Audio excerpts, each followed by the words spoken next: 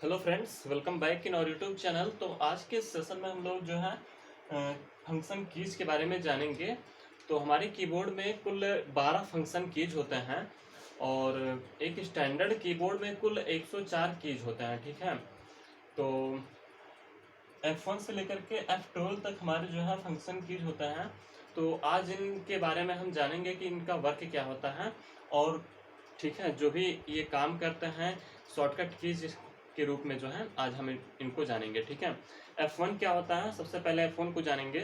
तो F1 जो है वो हमारा एक तरीके से हेल्पिंग की है। ठीक है, हेल्प करने के लिए अगर आप कोई चीज़ खोले हुए हैं, उसमें आपको जानकारी चाहिए कि ये उसमें आपको कुछ करना नहीं आ रहा, कोई भी चीज़ आप खोल लिए हैं, एमएस वर्ड वगैरह खोल लिए हैं या फिर कोई भी चीज़ आप खोल लिए हैं, ठीक है, और उसको उस पर काम करना आप नहीं जानते हैं, तो आप F1 की के थ्रू जो है उसके बारे में जान पाएंगे कि हाँ, आखिर इसको हम कैसे चलाएं, इसको कैसे इस पे वर्क करें। ठीक है, तो हेल्प करेगा आपका पूरा वो F1 से। ठीक है, तो किसी चीज़ का अगर आपको हेल्प लेनी है, किसी चीज़ पे आपको अगर जो हेल्प लेनी है तो F1 का आप यूज कर पाएंगे।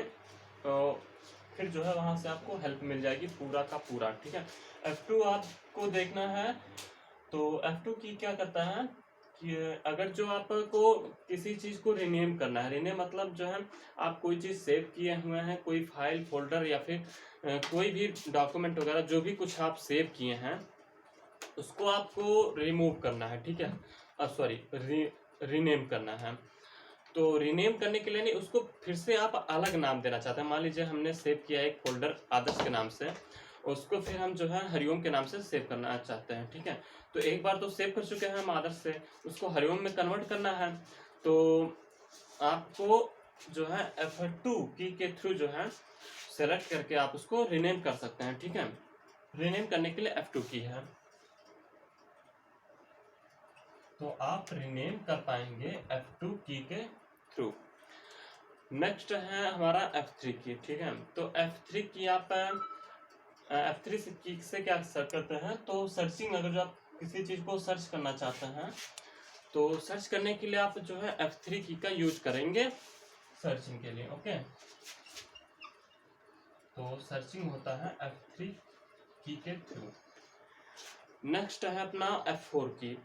F4 क्या होता है कि अगर आप इंटरनेट एक्सप्लोरर खोले हुए हैं, एक ब्राउजर है इंटरनेट एक्सप्लोरर, ठीक है, तो अगर जो आप उसको खोले हैं उसमें जो है आप विंडो एड्रेस जानना चाहते हैं, उसको खोलना चाहते हैं, इंटरनेट एक्सप्लोरर में विंडो एड्रेस को खोलने के लिए F4 की का हम यूज करते हैं।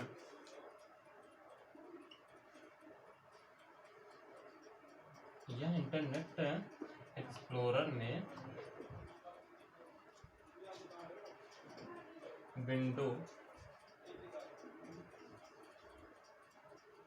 विंडो एड्रेस को खोलने के लिए यूज होता है। ठीक है, एंड F5 तो बहुत ज़्यादा यूज होने वाला है, की शॉर्टकट की है और इम्पोर्टेंट है। ठीक है, इम्पोर्टेंट है F5 की। ये जो है रिफ्रेश करने का काम आता है। अगर जो आपको रिफ्रेश करना है अपने सिस्टम को, अपने सभी एप्लीकेशंस को रिफ्रेश करना है, ठीक है, सभी आइकन्स वगैरह को, तो हम जो है एक शॉर्टकट की यूज करते हैं F5। ठीक है, वैसे और भी शॉर्टकट कीज हैं, लेकिन फंक्शन की अगर जो बात करेंगे तो F5 है रिफ्रेश करने के लिए। एंड नेक्स्ट है F6। ठीक है, F6 क्या करता है, तो अगर जो आपको मेनू खोलना है, ठीक है, मेनू ऑप्शन खोलना है, तो F6 की का जो है हम लोग यूज करते हैं विशेष रूप से मेनू ऑप्शन पे जाने के लिए। F7 की, F7 की अगर जो आपको कोई भी चीज़ खोले हुए हैं तो उस पर अगर या फिर कोई भी चीज़ आप टाइपिंग वगैरह की है ना, तो अगर आपको उस पर स्पेलिंग, आपको यह डाउट है कि हम पता नहीं स्पेलिंग सही होगा यार, कि स्पेलिंग में कुछ मिस्टेक होगा, तो उसको स्पेलिंग चेक करने के लिए आप जो है F7 की का यूज करेंगे। ठीक है, F7 की यूज होगा आपके स्पेलिंग चेक करने के लिए।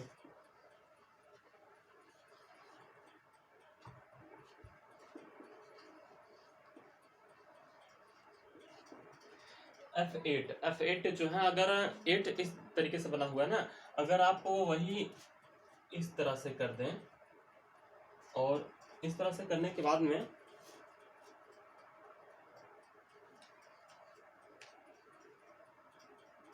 REB लिख दें इसके आगे, ठीक है, ये क्या हो गया, डबल O हो गया, ठीक है, और T रिबूट।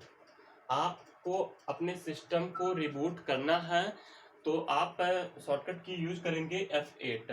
F8 से क्या होगा कि आपका पूरा जो सिस्टम है वो फिर से रिबूट हो जाएगा, ठीक है, जिसको हम रिस्टार्ट बोलते हैं। F9 की है, तो F9 की जो है हमारा, अगर जो आप किसी विशेष, ठीक है, किसी अगर जो आप चीज को, किसी पार्टिकुलर चीज को सेलेक्ट करके उसको आप रिमूव कर सकते हैं पूरी तरह से, ठीक है, तो किसी पार्टिकुलर या फिर जो है किसी के पार्टिकुलर पोर्शन को अगर जो आपको रिमूव करना है वहां से, तो आप F9 की का यूज करेंगे, ठीक।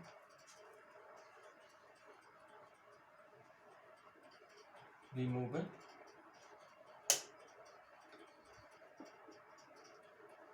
पार्टिकुलर पोर्शन,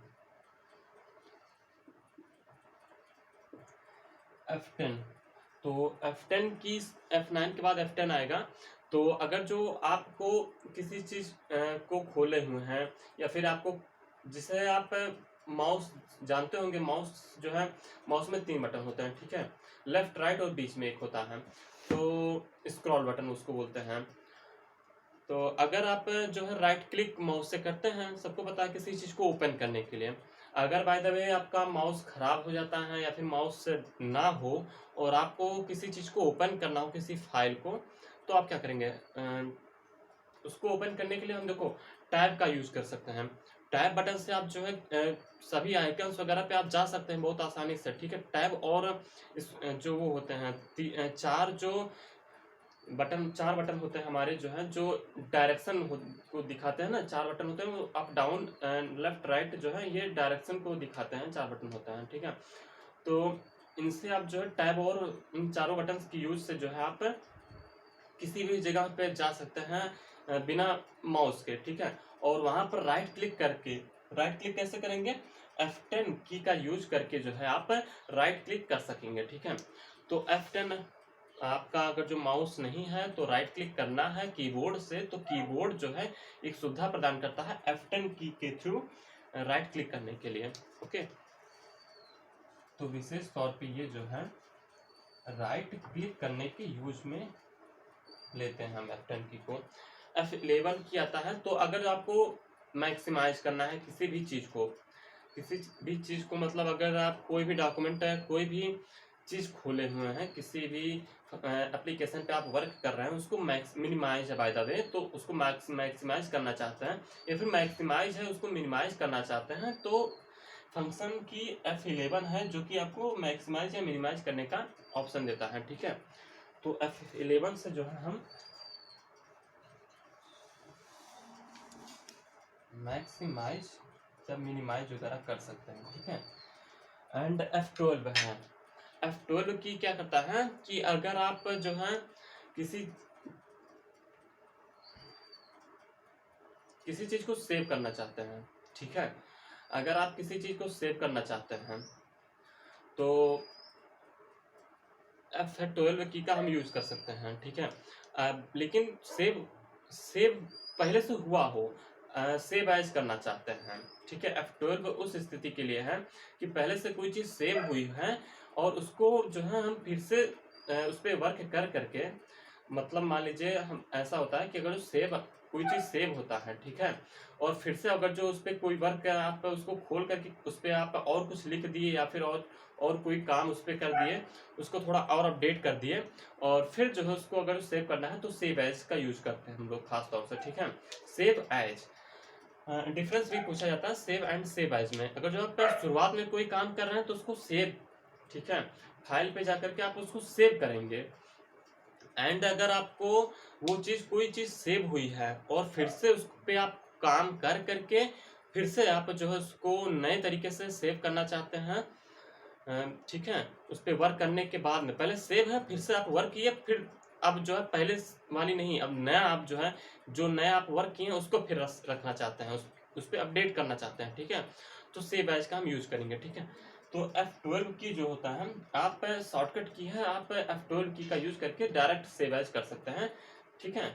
F12 जो है सेव एज का ऑप्शन देता है आपको।